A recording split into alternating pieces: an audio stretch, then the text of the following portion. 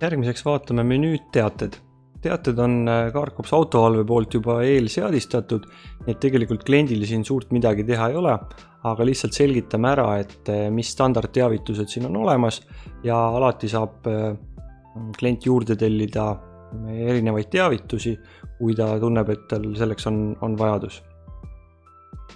Esimene teavitus on siis aku pinge langus 12 volti, tegu on siis 12 voldise masinaga ja iga kord, kui teil aku pinge langeb alla 11,5 voldi, siis tuleb teile teavitus, et aku pinge on liiga madal, oleks vaja masin korraks käima panna, et generaator saaks uuesti auto akut laadida.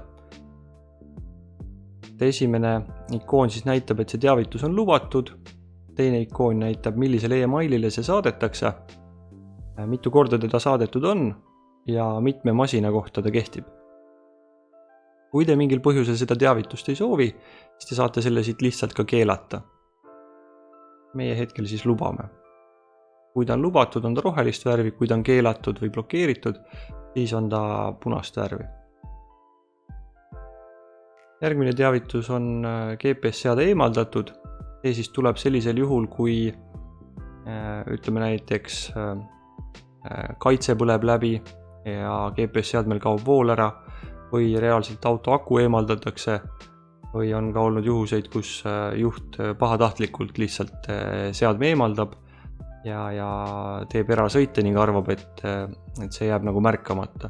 Aga tegelikult on nii, et Carcops autovalve GPS-seadmetel on sisene aku ja kõik sellised manipulatsioonid juhi poolt alati tuvastatakse ja saadetakse siis teile e-mail teavitus.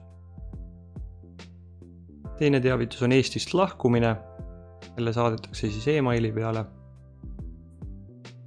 Erasõit esmaspäevast reedeni.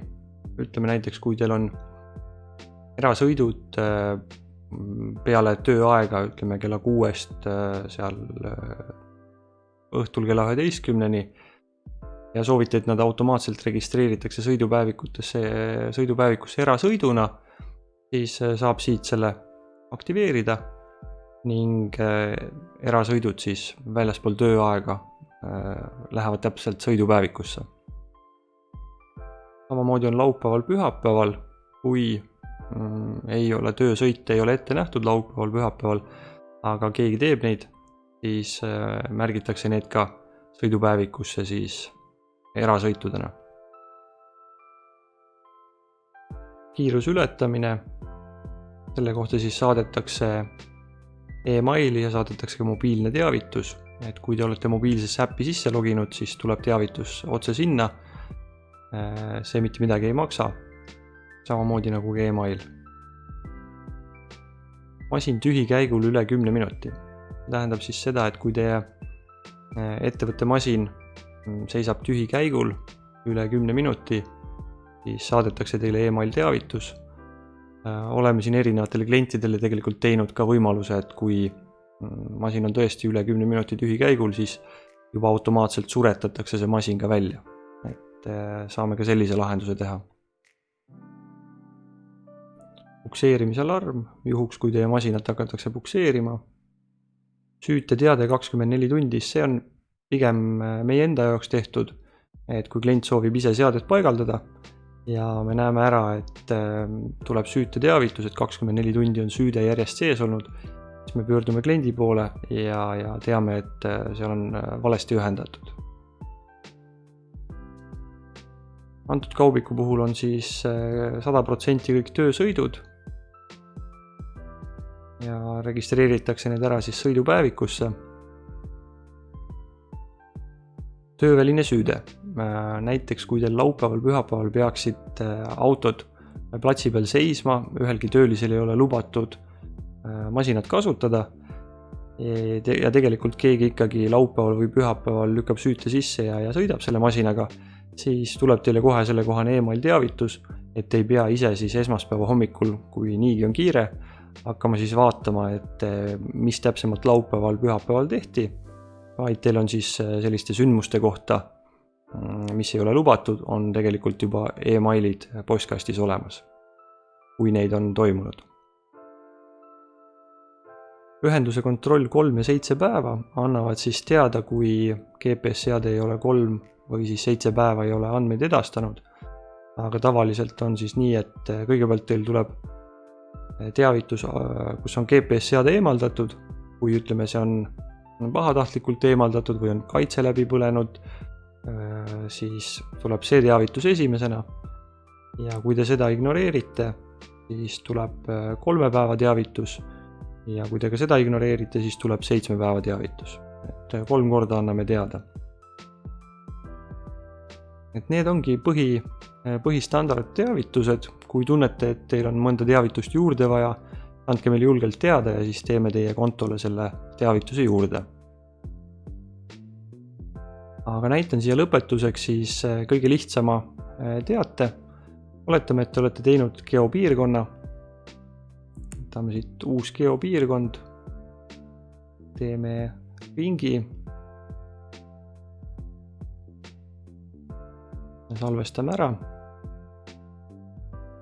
Et me ei soovi siin jälgimiskeskkonnas seda autot jälgida ja oodata, et millal ta siit sõitma hakkab, vaid me teeme selle geopiirkonna ja teeme endale ka vastavat teavituse. Et me saaksime teada, kui ta sellest geopiirkonnast väljub. Valime geopiirkond ja siit ülevalt siis valime, et kas ta on geopiirkonnas või väljaspool geopiirkonda. Meid huvitab just, et ta oleks väljaspool geopiirkonda. Hetkel on ta siis geopiirkonnas sees ja väljaspool geopiirkonda on siis, kui ta sealt lahkub.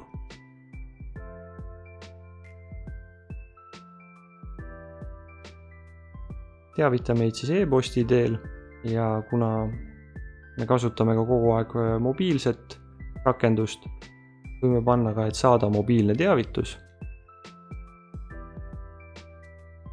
Et kui me e-maili kohe ei märka, siis vähemasti tuleb meile mobiilne teavitus kohe telefoni. Siin saate siis muuta ära teksti sisu, millisena see tekst teile e-maili peale tuleb. Saate panna ka teavituse nime. Soovitame siin ära muuta igal ajal. Minimaalne häireolukorra kestvus jääb 0 sekundit igal ajal. Teavitus on siis lubatud. Saame panna ka ajalise piirangu. Hetkel me seda ei tee. Ja vajutame OK. Me näeme ära, et teavitus on tehtud ja meile tuleb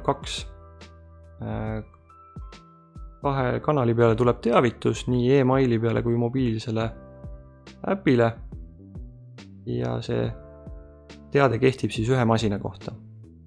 Kohe, kui ta siit geopiirkonnast väljub, saame sellest teada. Meeldivat kasutamist!